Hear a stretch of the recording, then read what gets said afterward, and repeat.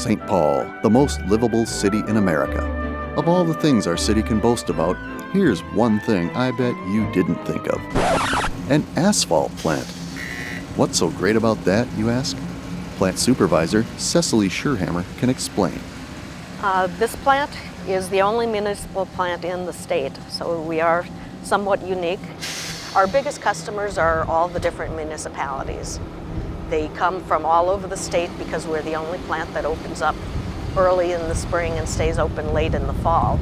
And part of that reason is because we can operate in a little bit colder weather than the other plants can. Street maintenance crews have come to St. Paul to purchase asphalt from as far away as Duluth and as close as Minneapolis, which no longer has an asphalt plant of its own. We make our asphalt at a much higher temperature so that it can stay in the truck quite a bit longer and it's more workable. So most of the other municipalities would like to get a jump on their potholes and get those taken care of. And that's why they appreciate that our plant's here and we can open so early. They also like St. Paul's asphalt plant because the product is mixed with a higher grade of asphalt cement. And rather than pre-mixed asphalt stored in a silo, each batch is ordered and mixed individually according to the customer's needs. For the city of St. Paul, the centralized location means that no city street is more than a few miles from the plant. Jim Weeks from St. Paul Public Works appreciates the difference that makes. One of the best advantages is we're able to have less trucks hauling.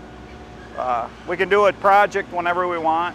You know, we don't have to wait down at a private facility to get in line, to get material. We control the quality of it, the heat.